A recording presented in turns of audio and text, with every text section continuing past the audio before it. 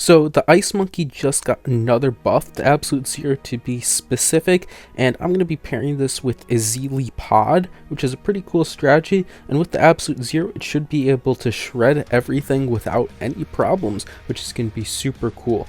To be more specific, the Absolute Zero got a $3,000 price buff, so its stats itself isn't stronger, but it's easier to afford, cheaper, which basically means that on top of the whatever amount of cash spare I'm going to get as usual, it will be 3,000 more because Absolute Zero is now chipping in, making things a little bit cheaper. This one kind of surprised me because it's already a pretty strong tower, a very underused tower that is too. It has an immense amount of ceramic cleanup, just a huge radius. It slows everything down super well. It also adds a 25% slowdown to affected blimps, and its ability comes back fast. So it's just one of those towers that I guess people aren't using because it's a fast-paced ability. You really got to be mashing that button a lot, but it's something that I can take advantage of now that it's cheaper. So let's just get right into it. This early game could be optimized a bit. In fact, like $3,000 is cheaper. I don't know, something around that.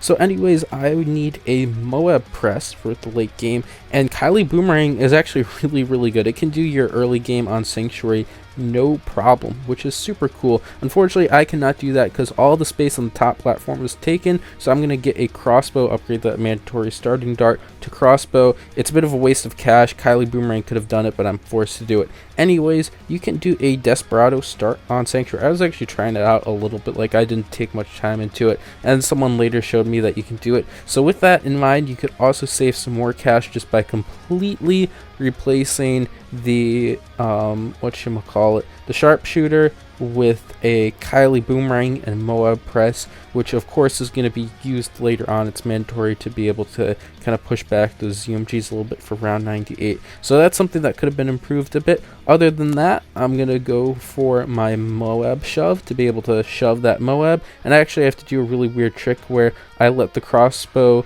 get so many hits before it can get the crit, and then I can bring it so it just insta-kills all the ceramics on the inside. That one was a little bit of a pain to do, but I get through it, and then I can go for the Necromancer. I'll get the discount up top there, and then now I can go for the ice. Just shove that right there, get that Alchemist. That Alch buff is actually kind of tricky to use, but I just used the snap placements for the first time, which was really cool. This video, I guess I should say this now, was recorded a long time ago. I haven't gone this far without using the snap placements, but I'm going to be honest, I don't really see the hype. It's not something that I'm going to be using a whole lot because I kind of can get the placements down very well normally. In some cases where like it's really hard to get in, of course I'm going to turn them on, but most of the time if I'm trying to like cram something into a corner, I'm probably not going to bother turning it on. It would just be too much of a pain to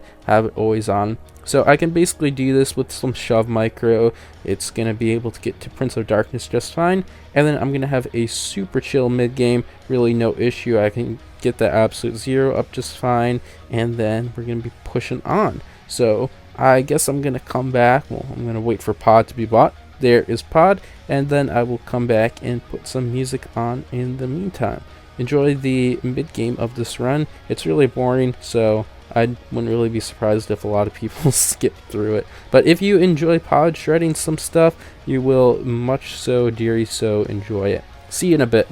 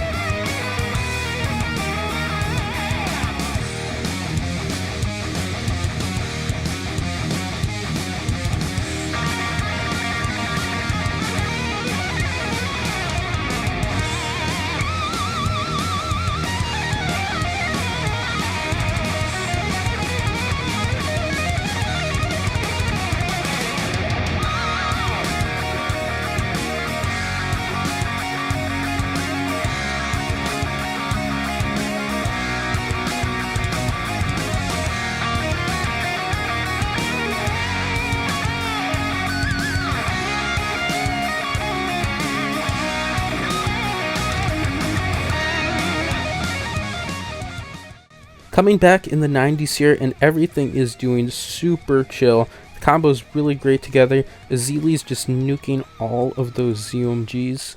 With the Hex, the Absolute Zero is slowing everything down and catching some ceramics so they don't get through the end of pods super quickly.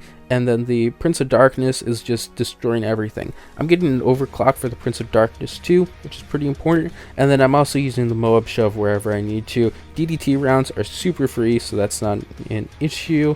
And the 96 is coming up here too. And then the really annoying round is 97. It's pretty easy to take out with this. I have a Azili, which of course just destroys the ZOMGs. There's two of them. You just put the Hex on and it goes down. Absolute Zero can slow it down enough as it wants. But the big issue is that I can't beat these ZOMGs without having all abilities up for 98. And if you also saw, there's something super interesting. I paid like $12,000 to upgrade a Azili right there, which is a pretty good move. You'll kind of see that later. But basically for this round, I need all the abilities up for 98, and it is a pain to do. That is so much harder than it looks. End up getting 2 Moab presses here. Those are going to be needed for 98 kind of anyways, so I'm going to get them there. And I'm using Shove and AZ to stall that out, and then basically I'm just going to pray that Pod with like no graveyard can clean this up. And it quite literally has no graveyard. These fortified BFBs are ready to make a run for it, but something pops open. I can use AZ at the last moment, and I barely take it out. So anyways, I spent 12k on the Azili upgrade because I need to spend 13k on it anyways, and if I spend 12k right there, I'll only need to pay 1k for 100, so it's the same amount, and allows me to get away without having to buy Moab glue, which is very cool. 98, this one took a while. It was super satisfying though. I just needed Hex to jump like crazy and absolutely just rip everything apart. 99 also, I'm using another trick where I kind of just send everything one side, so Azili and the Absolute Zero kind of can focus on the other one. Spend the last $1,000 to take out the bad. No, it's not a ZMG, that's a bad. And I end with nearly 60,000 cash spare. Would have been like 62k if I used the Desperado early game. Overall, the Absolute Zero is just such a fun tower to use. There's so many towers and combinations where it pairs perfectly, and now that it's cheaper, you can get away with even more with it, which is super cool. Thanks for watching. If you want to help out the channel, you can check out these new videos, like and subscribe for more content, support the channel by becoming a member, and joining the Discord to chat with the community. Bye!